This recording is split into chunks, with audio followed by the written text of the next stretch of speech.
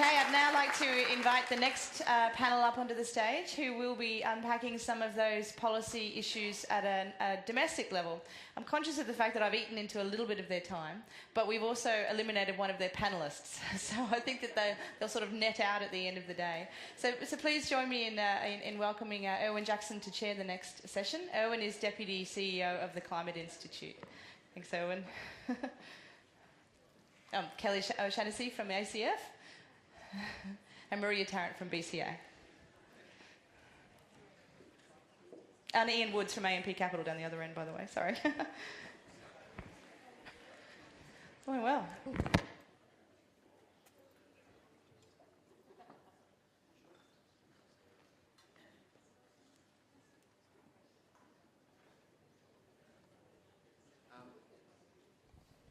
Thanks, Emma.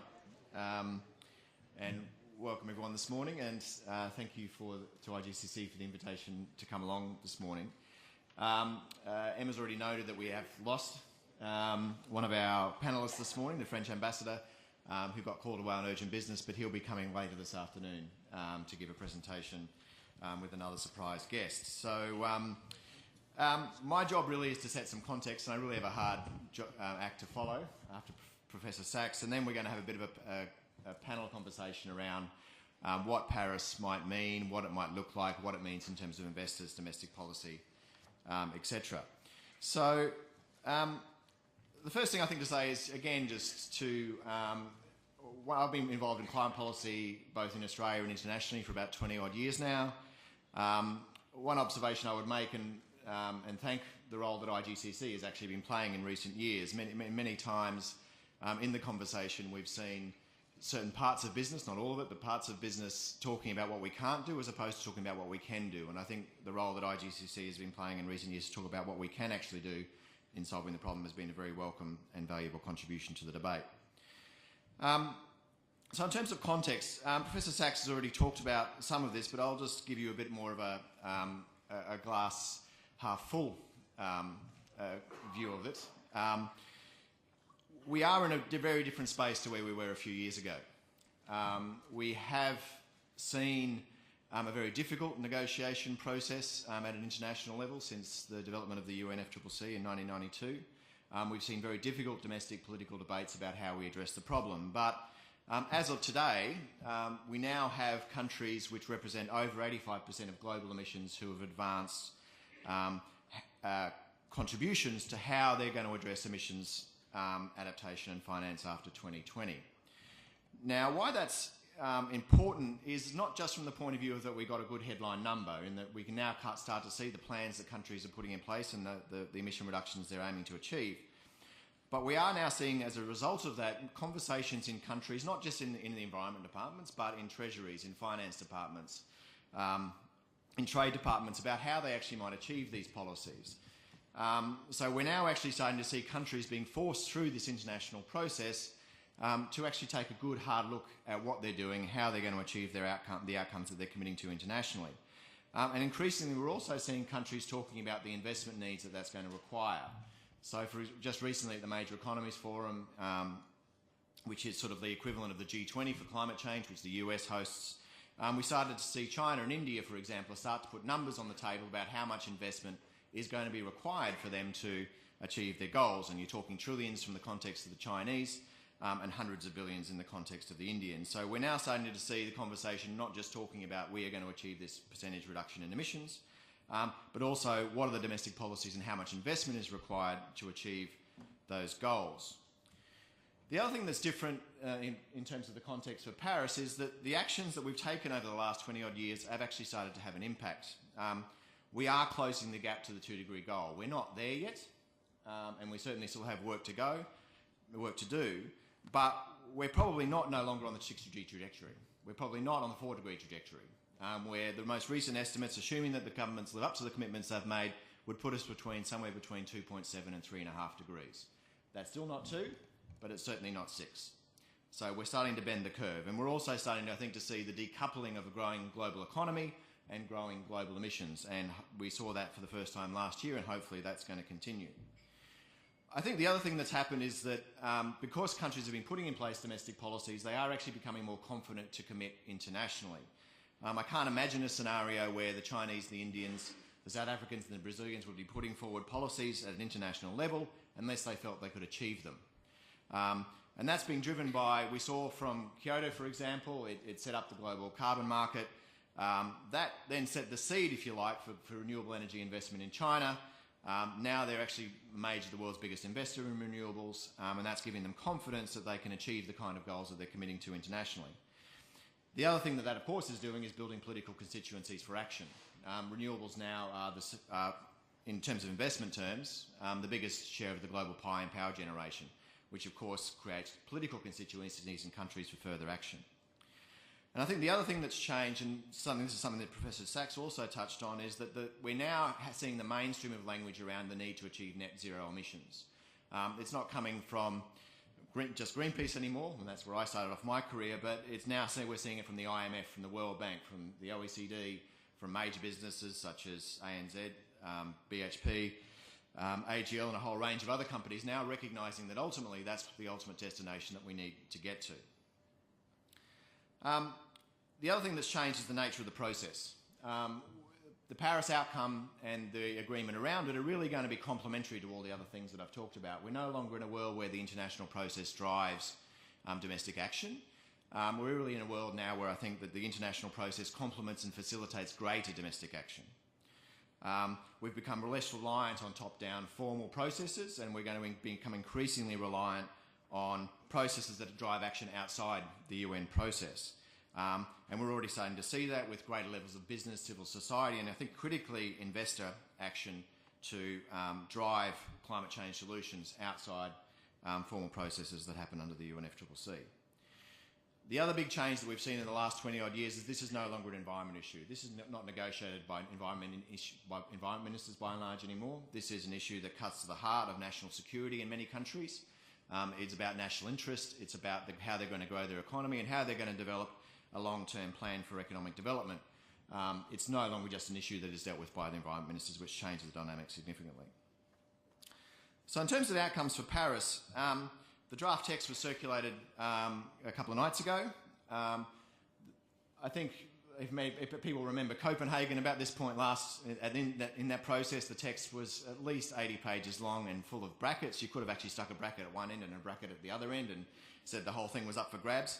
We have a draft agreement which is only 20 pages long now. Whether that survives the process going forward is a question, but I think it does illustrate that there is actually a political momentum, if you like, for an outcome in Paris, which is going to set a short, durable agreement which defines the parameters of the agreement going forward, but also critically the detailed negotiations that are going to happen after Paris, because Paris is not the end of this process, it is just a step along the way. The core issues in that framework or in that agreement are probably the way I'd probably see them as probably three. We've seen countries where, as I said, 85% of global emissions are now covered by targets post-2020. One of the core issues in the agreement will be how that then is ratcheted and regularly updated. So as opposed to Kyoto, which was sort of like it wasn't really, its intent wasn't to be a one-off agreement, but it effectively was, or the Copenhagen and Cancun agreements, which were one-off agreements, countries are now seeking to establish an agreement which is durable, which is flexible, and which increases action through time. So you'll see words in the new agreement like progression. There's a concept around no backsliding. There's regularly updating contributions. There's making sure that countries are continuing to increase ambition through time towards the 2-degree goal. The other thing that's going to be really important in Paris is how the accountability and transparency frameworks are set up. We currently have a system where developed countries have a certain level of transparency applied to them, and we have developing countries with another level of accountability and transparency. I think if Paris is successful, and what we're starting to see in the core agreement at the moment is that will become unified, and that post-2020 we'll have everyone in the tent, everyone holding each other accountable, and everyone actually looking at what everyone is doing and making sure that their targets are being met, but also critically that they're implementing domestic policies to achieve them. The other core element of Paris is going to be whether it is fair. You cannot get an agreement at an international level unless it is fair. And when I say fair, it needs to address the concerns of the least developed countries, Africa, the small island states, about how we deal with unavoidable impacts of climate change, and in the colloquialism in the UNFCCC, loss and damage, how we facilitate adaptation, but critically how all those actions are supported through international financing. The other important part of the Paris Agreement is, while we might have a short 20-page document which defines the legal framework, the other part of it will be the decisions that sit around it. So if you were to use an analogy for the domestic level, we have domestic legislation, and then we have regulations that sit underneath that to define the details. A lot of the more difficult negotiations in Paris are going to be around those details and the decisions that aren't binding, but actually set up the work program for what happens after Paris to deal with difficult issues and more detailed issues, and things like markets, which, for example, sit in that camp. So what does success in Paris look like? Paris is successful if it reinforces the signal, which is already happening, starting to emerge internationally, that a net zero global economy is inevitable. And by doing that, the core element of that will be the regular updating of national commitments towards the 2-degree goal, which will again send a signal to business and investors of the inevitability of the direction that we're heading. It needs a clear roadmap for accountability and transparency, but also critically, as part of that, we need to actually ensure that there is a sharing of best practice amongst countries. In the past, the accountability frameworks have been seen as more punitive and more intrusive. What we actually also need to do it alongside making sure countries are accountable is actually making sure that countries are sharing best practices. This has worked, this hasn't. These are the things we can learn from each other. And critically, we need an agreement which ensures that everyone can participate. If we leave Africa and the small island states behind, then we're not going to get a durable agreement. Thank you. We have an eminent panel, one who've been around and contributed for many, many years to public policy in a range of different levels. I'm going to start with Ian. I did warn him that he was going to get the first question.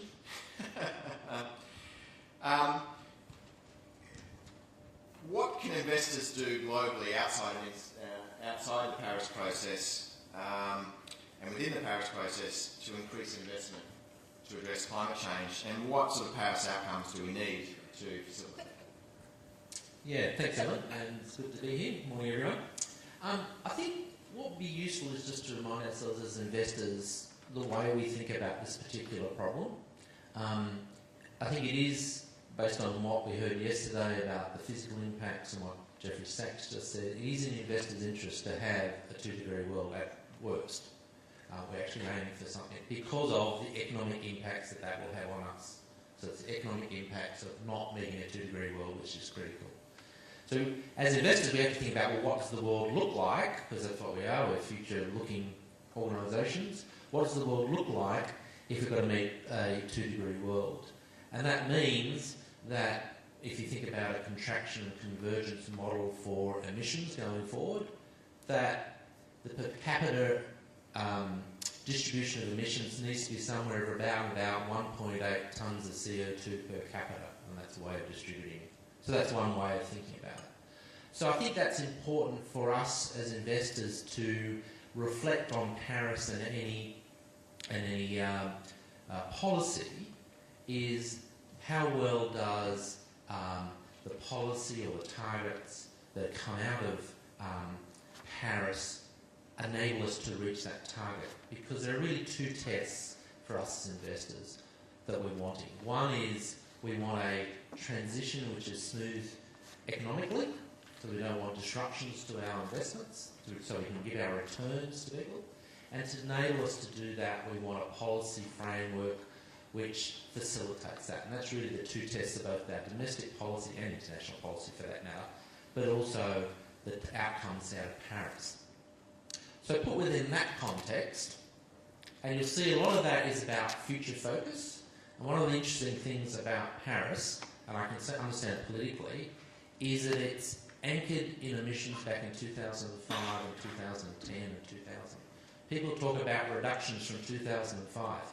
That is a really backward-looking way of looking at the problem for us as investors, because we're interested to know how do we get somewhere in 2050, say 1.8 tonnes per CO2. So that puts in context the Australian target.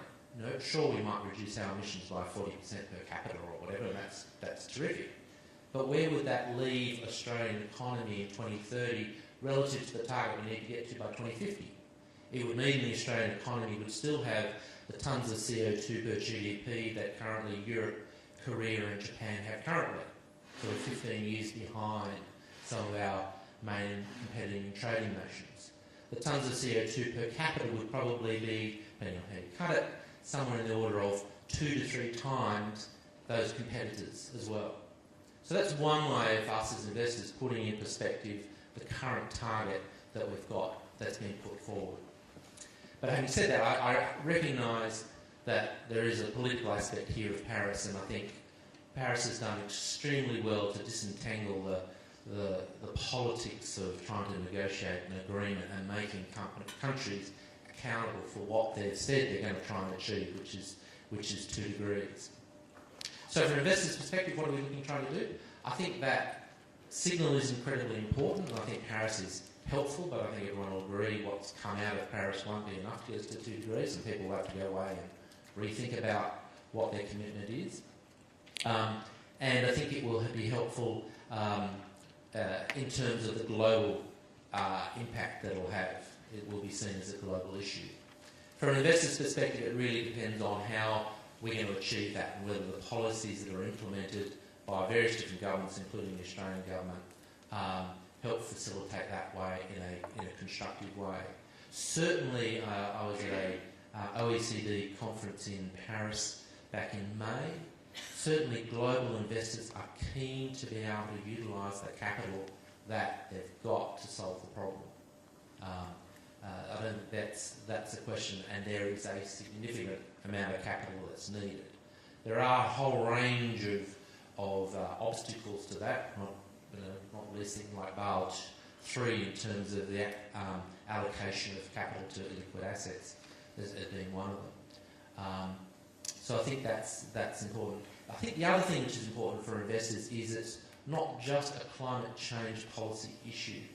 We need to think about a range of issues if we're going to reach that 2-degree target or the target we might have for Australia. What was encouraging from Greg Hunt yesterday was that incorporations of cities. It does require a much more holistic view of thinking about climate change, not just in climate change policy and having a little box that says climate change policy, but over a range of policies, whether that's urban planning, transport planning, agricultural planning, etc. So we need to move the discussion about climate change being, here are our 3 climate change policies, into a much broader aspect. I'll leave it there and we can talk more later. Okay.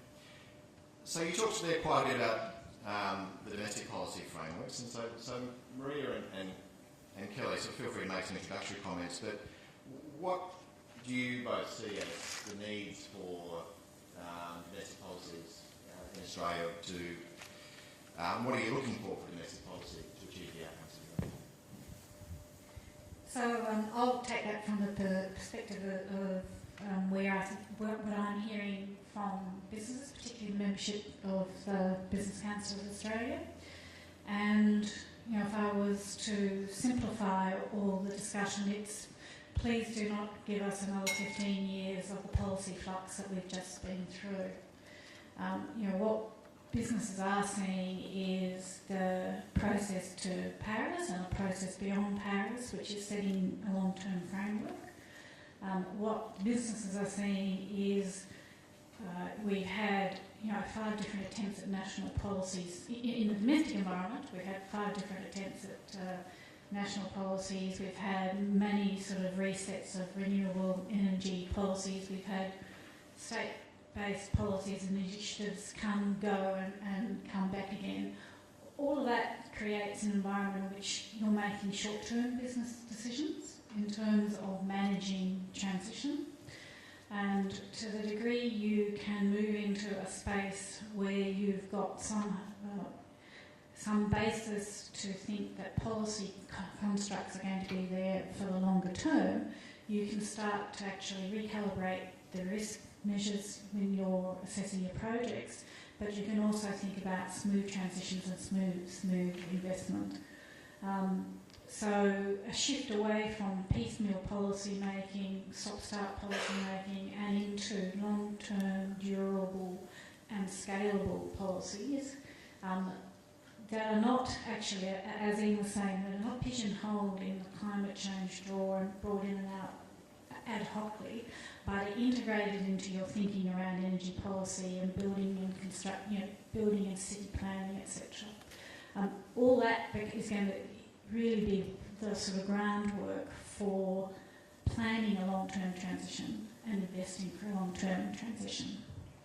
And I suspect that much of what business is saying is actually the concerns of a range of other groups. And for me, that was really apparent when the BCA joined the Australian Climate Roundtable, which is a group of people coming from business and unions, social organisations, research organisations, environmental groups. And as we talked, what we realised is just how much we have in common in both the frustration of history, but also in the principles that we think should guide future policy design. And, you know, how you actually address equity, how you ensure the economic and environmental integrity, how you make sure you manage costs, how you actually transition the electricity sector, etc. You know, those conversations have been profoundly important in identifying a common set of principles, which then we've released, hoping that what it does is give the policymakers confidence that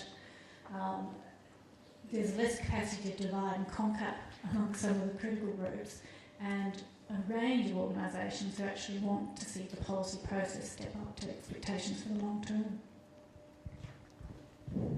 Hello everyone, it's very lovely to be here. I will speak from obviously the perspective of Mother Nature as much as I can, but also communities and civil society in Australia. And we're very much of the point of view that Paris is important, but it's not like the Tour de France. It doesn't end in Paris. Climate action doesn't end in Paris. It doesn't start there either, because we are seeing enormous action across the world and in our country. I was reading yesterday about towns that are going carbon-free in New South Wales and in Victoria. Business is changing. So business as usual is a bit hard to define, I think, at the moment. And I have great hope for the future and great hope that Paris is set up in a good way, because it is about domestic commitments moving upwards rather than a global commitment moving downwards. It gives us a greater chance at success and accelerating our action into the future.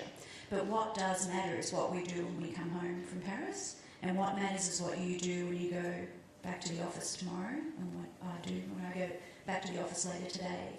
So what it is that action, domestic action, is the things that we are doing and the things that we are going to change, because we have a very dangerous future in front of us if we don't accelerate the change that's already happening.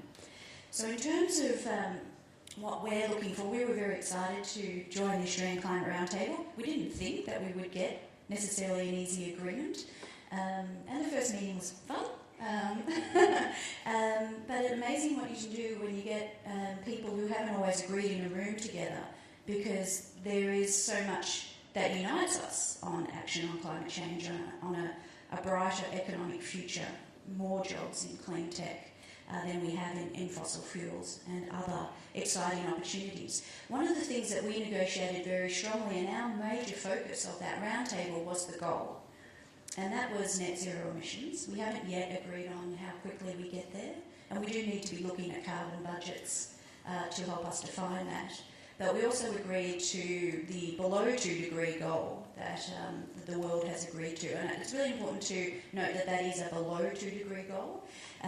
Actually, across the environment movement, we talk a lot about, it's not really our role to set a goal for the globe, but at 0.9 degrees, it's already quite dangerous, and we're very concerned that 2 degrees, we really need to recognise in this room that 2 degrees means the deaths of a lot of people. I met with some climate reality leaders in Al Gore's climate reality program from the Philippines, and they described how many people are dying from typhoons in the Philippines, and the water is 2 to 3, 4 to 5 degrees warmer that those typhoons are travelling over, so they can directly link that to climate change.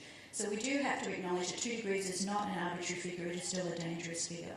So limiting global warming as much as possible is important, and therefore the goals that we set in our movement are much more around 1.5 degrees. They are around net zero emissions by mid-century and a trajectory towards that, halving or doubling our energy productivity by 2030 and having 50% of our renewable energy by 2030. So the environment groups involved in climate change across the country have come together and agreed on those goals and on a strategy to try and achieve those.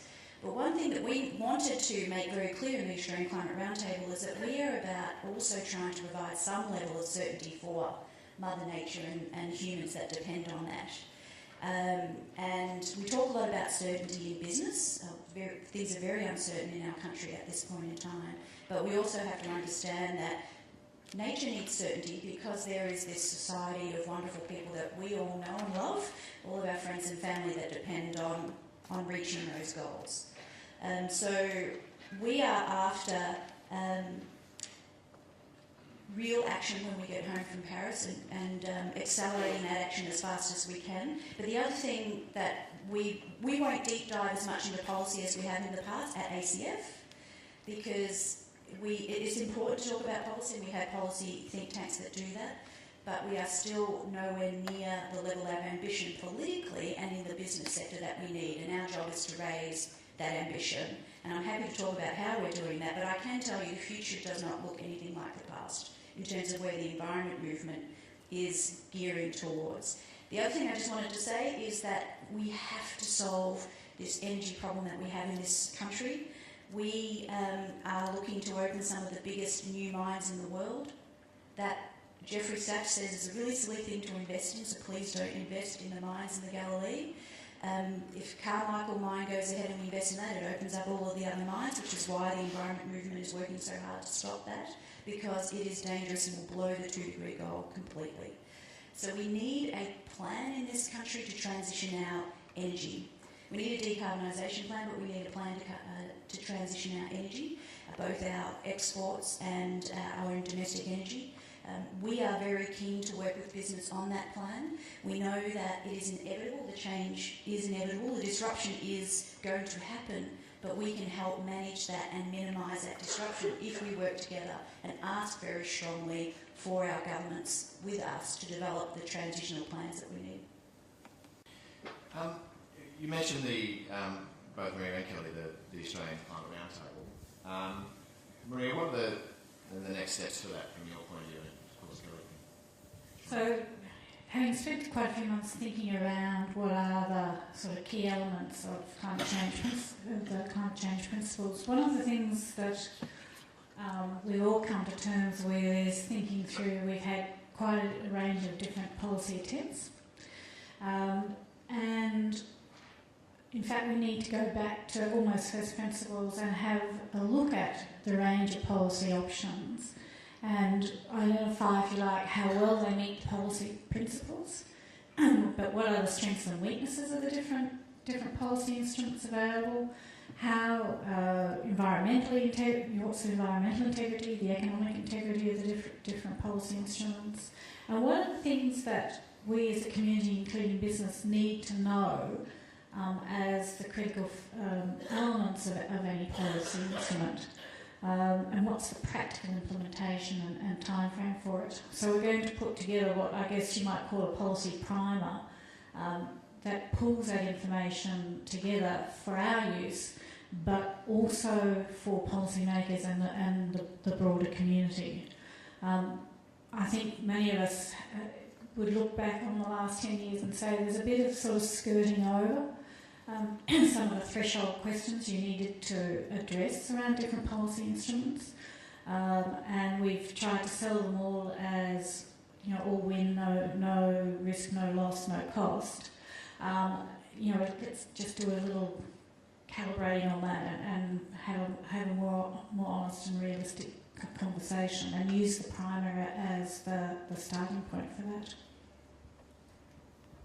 Just add that we're looking at all the different policies because there isn't a single bullet or one that's going to work on this particular issue. And we have heard that, take my particular policy, it's the best one and it'll save the world, from various governments leading forward. So that's a very important piece of work for us to understand, that perhaps some of the things that we in the past haven't advocated for ourselves will have to be part of the mix into the future. I think we all have to be open-minded, including my organisation and environment organisations, enough to look at what do we need to actually create this future that we're all hoping for. So we're just going to go quickly in a minute to a video from Rachel Kite from the World Bank, but just quickly from all three of you before we do that, and then after the video we'll go to Q&A. If you're going to describe the Australian target, initial target, Ian, you've already touched on it, that it doesn't set a long-term, potentially a long-term trajectory, but what are your respective views of the target that was put forward, the initial target that was put forward from the government? I'll happy to start. I think it's a defeatist. That's the one word we would use. If you took the target and put it back on the 2000 levels, it's 19% reduction by 2030 based on 2000 levels. The government is using 2005. 19% is lower than the current target, which is 5 to 25% in 2020. So that target does not believe in the ability of you or business or community to solve this problem, and it's defeatist. So I think if I think about it from a business perspective, there are a couple of things that come together. One is the bipartisan commitment to the global goal of less than 2 degrees. So you do have a sort of long-term framework there. You see the current target as the starting point. Most of, I guess those of us who have sort of sat and read some of the drafting texts, you realise that this is a starting point. It's not about, you can't backslide. There's a full expectation that it'll be moved on, incremented as policies are implemented and as you see progress towards that less than 2 degrees. So it's putting the floor, I guess, is how I put it. I guess from my perspective, if you think about starting with the end in mind and what we want to try and achieve by 2050, that's a reduction in Australian emissions of somewhere in the order of 90% based on whether you use 2005 or 2010, doesn't matter. It's a significant 90% reduction or thereabouts in Australia's emissions by 2050. And at 2030 we're going to be 26 or 28% below 2005. So I think that just put in the context what the challenge will be if we only stay at that reduction between 2030 and 2050, and I guess some of the big questions that we as investors will need to face in terms of how the Australian economy does that. Okay, so we're going to go to the video, and then we'll go to a Q&A.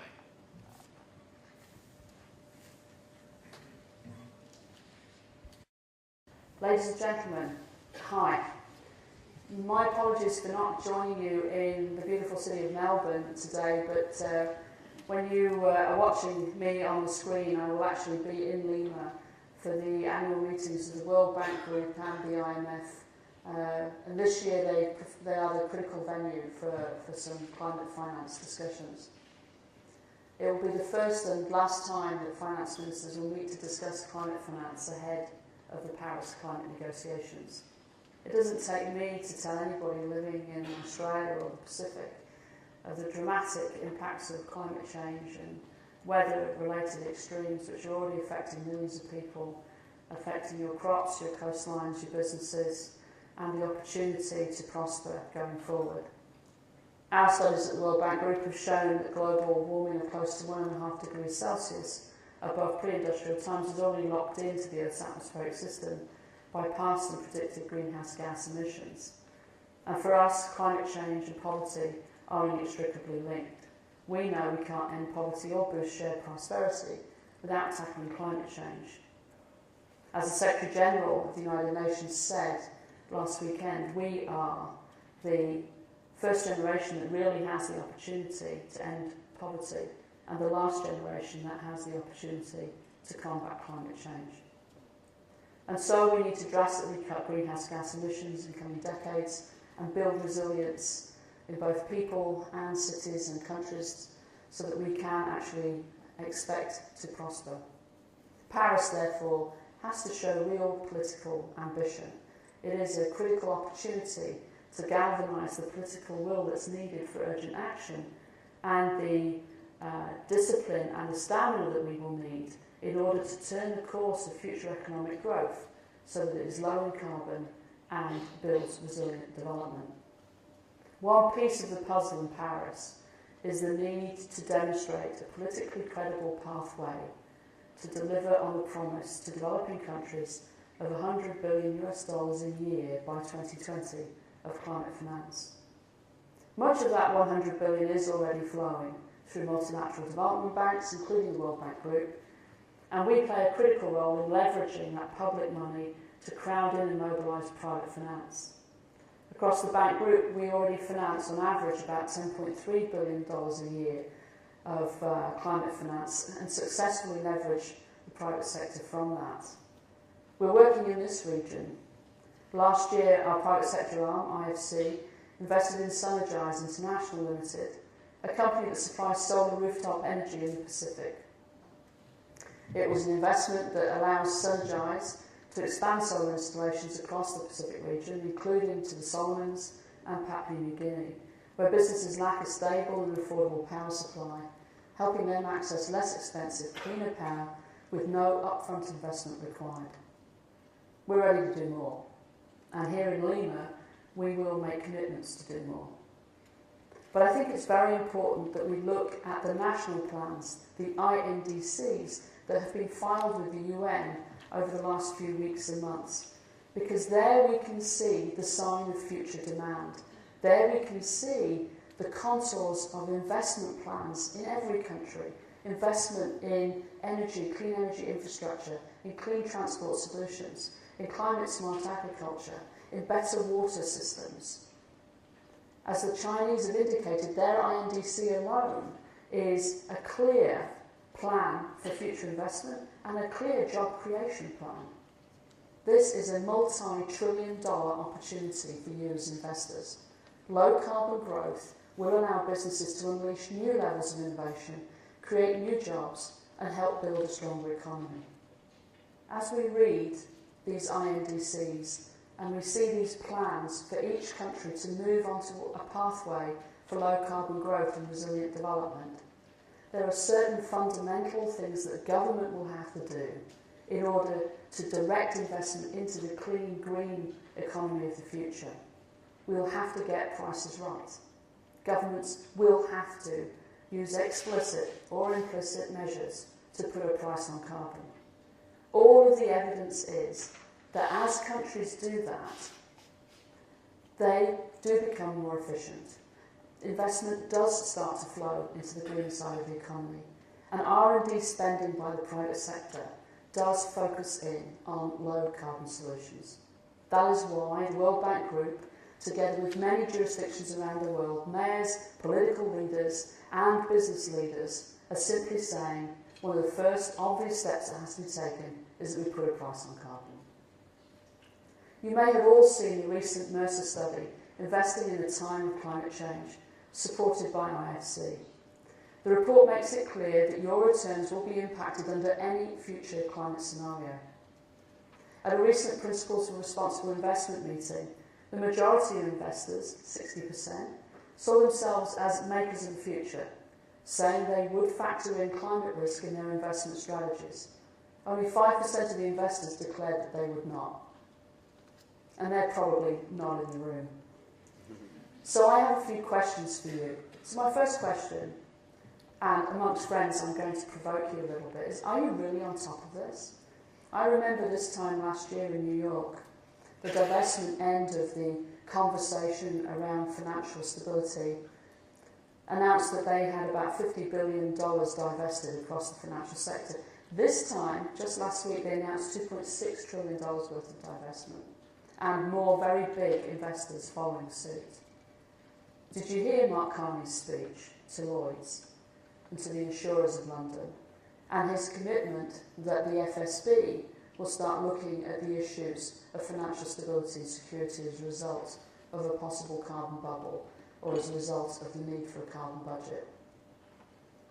Are you really having honest conversations if you're an asset manager with your asset owners? Are you really working with the clients in your portfolio to ask the right questions and to talk through strategic risk? Are you really concerned about changing the short-termism of the investment cycle? Or are you going to push that to other people in the financial sector and say it's their responsibility too?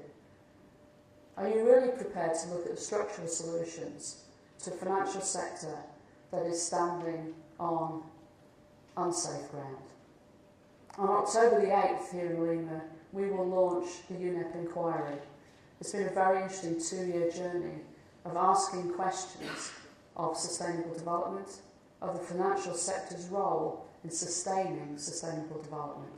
There are many, many more questions for us to ask as we try to navigate a global economy to meet the needs of the poor, to combat climate change and to provide for all of us. As captains of finance, as those who are deeply intimate with the issues of finance, we have to remember why we're in the financial sector. We're here to serve. Will you help implement the action needed following on from Paris? Will you have your sleeves rolled up and be at your desks on the Monday morning after Paris, looking for the investment opportunity that lies in each INDC? Or will you be sitting at your desk saying that the invisible hands of the financial sector make it impossible for you to move forward? There's a very, very proud tradition of speaking out early, a very proud tradition of looking around corners and seeing the future clearly in the financial sector. IGCC has played such an important role on sounding the alarm over recent years. But now, as the world is beginning to hear the alarm, we have to do things differently, and we have to drive forward and understand risk in its full entirety, and we have to be prepared to seek opportunity. I look forward to working with you in the future. It will be bright and it will be green. Thank you.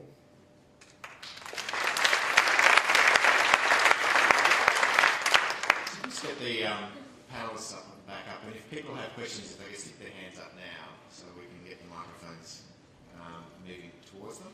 And I think we have one just up here. And if you could just introduce yourself, that would be great. Elaine Pryor from City Research. A question which is really for Maria. Just wondering how much the mood of business has really changed, and in particular heavy industry, because it's inevitable that there will be losers as well as winners as things progress. And previously we've seen that negotiations over the regulatory fine print have tended to be what stalled progress in the past, and some heavy industries certainly would have been contributing to the fact that the previous carbon scheme got overturned. So just wondering what sort of feeling that you've got at the moment in terms of how heavy industry is likely to react when we get down to the regulatory fine prints that's required to make the targets happen. So I think this is the case actually for all industries, those directly affected and those that are secondary, that when they're looking at policy, they're looking for durable and workable, but they're also looking for policies that do not bring, if you like, the wrong or premature shocks. So when you get down to talk to people who are particularly heavy electricity users, if you like, heavy emissions intensive, there are 2 or 3 things that come into the discussion. One is, to what degree is the technology or the industrial process one that can be upgraded or replaced, or are there some real limits on the capacity in the short term to deal with emissions?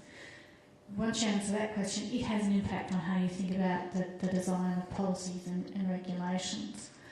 The second is, what does it do in terms of the competitiveness in the short term versus the long term? So if you have an industry that, once you have a global price, it is actually able to compete well and actually be equivalent around in terms of emissions, you don't want to see that industry or that particular firm disappear out of the economy prematurely. So how do you manage the transition? So that will continue to be a discussion at specific. The third question is around the sustainability of the policy. And I think people sometimes misrepresent what have been the various sensitivities around various iterations of national emissions policies. If you don't have bipartisan support or the capacity for it to endure a range of changes of government, then it is very hard for business to invest, and that colours how companies will look at policy instruments. Question at the back. Good morning. Tim Buckley from AIFA. A question for Marie, if I could. The Jeffrey Sachs talked about the commercial delusion of tar sands in North America, and Australia has our own version of the tar sands. We're looking at the idea of a massive taxpayer subsidy to open up the largest new coal basin in the world. What's the BCA's view about the delusion of investment and jobs in the Galilee? The BCA doesn't have a view on that particular project or that particular investment. What we are conscious of is there is going to be a challenge, and this really gets to the conversation Kelly was talking about that we all need to have. There will be a requirement for coal for some period of time. How you actually manage that and manage the transition across sort of global markets and global demand is actually going to be pretty critical if you want to deal with what happens here, but also what happens in other countries. There are benefits in terms of some of our coal versus some of the other international supplies. So to what degree do you have to manage the benefit of that substitution? I guess what I'm saying is there are a series of imponderables at the moment that have to be worked through. If you turn all the coal supply off tomorrow here and elsewhere, there is a gap that cannot be immediately filled. So this is why I talk about long-term planned approaches to low emissions rather than short-term shocks or interventions where you're not thinking about secondary impacts. Got Martin and then up to that. Martin White from Baker McKenzie. We just heard Rachel talk about the need for price on carbon, and a lot of the business and Narrato principles which have been articulated talk about the price on carbon, but don't actually always go much further and say we need an emissions trading scheme or how you actually achieve that price on carbon. Given the Minister yesterday said that the ERF and the baseline approach with the safeguards was rock solid, to what extent does business think that ERF, and business and community groups, because together you put out the principles, to what extent do you think that the ERF is a viable mechanism through which to achieve a price on carbon in Australia? And if it isn't, to what extent will business and community groups, to some extent you're doing is to actually articulate that it's not an effective measure, and if it's not an effective measure, what's the alternative measure? Is it an ETS? And if it is an ETS, then how aggressively will people say, well, look, because investment is so important, we have to have good policy and actually try to drive the government in the direction of that policy? Well, I'll just start. Wasn't here yesterday. I'm not sure I would describe the ERF as rock solid. And the threshold levels are so high that in our media release we said if you set drink driving thresholds that level, no one would be arrested and be absolute carnage on the road. You're allowed to increase pollution under the ERF. But it can be improved, and I hope that's the ambition of the Minister and our new Prime Minister. And that's been reported in the media, how you could change that in order to reduce emissions. I think one of the purposes of our piece of work under the Australian Climate Roundtable is we will be looking at pricing mechanisms and the current forms that have been debated in Australia over the last 5 years or so, and doing the pros and cons of those, as well as other forms of policy. But what we'll find, no doubt, is that there actually won't be a single policy, that we'll need a few. And if I just take one moment to talk about the premature shocks, we do want to transition in a way that does not cause disruption, more disruption than is necessary. But I just wanted to say that ACF was campaigning on climate change when I was 3 years old, and I turned 45 a couple of weeks ago. So we are being mesmerised by the complexity of what is before us, and we're not peeking around the corner as much as we should be to what we need in that plan into the future, so that we can work backwards. Because you don't have a plan, you don't know where you're going. Any policy in any road could get you there, and we actually need a series of policies. That's hopefully what we'll come up with in the Australian Climate Roundtable. And just to add to, I mean, certainly within the Business Council at the moment, we have been very strong proponents around market mechanisms. One of the things I think we've learned out of the previous decade is not the reliance on one perfect policy instrument. And we're going back now and looking at, what is the role beyond something like trading or ERFs and safeguards? Where does regulation go? Where does sort of setting standards go? So we're almost back to tools at the moment internally in the BCA. Ian, do you? Yeah, I mean, I guess from an investor's perspective, I mean, the policy is still quite cloudy, and it's very hard to actually see how it will work in the long term. I mean, just from a pure government budgetary perspective, it's hard to see how the ERF is a long-term, it's in the way it's currently, a long-term policy mechanism. And I understand that the average price was, under the last one, was between $13 or $14. That's the average price. It actually means the marginal price was probably closer to $20, $22 a tonne. So it also kind of raises questions about whether it's the cheapest way of achieving objectives as well. So I think from an investor's perspective, we want to see how this can become more sustainable, both from a government budget perspective, but also in terms of setting the appropriate mechanism into the economy. I think the other thing you need if you want an emissions trading scheme, you want a scheme, but you also need scarcity. Otherwise, you don't have a market which creates a price. So you do certainly want a architecture of a scheme which enables the identification of a price that people can include that in their decisions, their business investment decisions. But you also need scarcity of that resource to actually send the appropriate price signal. Otherwise, you end up with a price signal which is $2 a tonne, which, to be honest, yes, you've got an emissions trading scheme, but to be honest, you're not getting the price signal that's needed to create the change that you're actually trying to achieve. So, a question on the back, and if we're lucky, we'll have one more after this. William Morgan, Intrinsic Investment Management. Ian, if I could ask you, I guess if I was to put a heading to this question, it's return tolerance within your universe.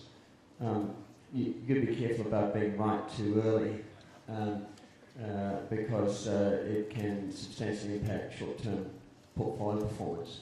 And I'm interested within AMP what tolerance there is internally to have a patient view on certain ESG investments. I cite by way of example of two companies outside my universe. One is Tesla, which has done outstandingly well, and you could obviously say that's great success, but then Infigen, you've been waiting for a long time for Infigen to do well in wind farming. So can I get you to talk about return tolerance, please? Yes, hindsight is always a wonderful thing as investors. You can always say it's exactly what I would have done if I was back then, and inevitably you didn't do that.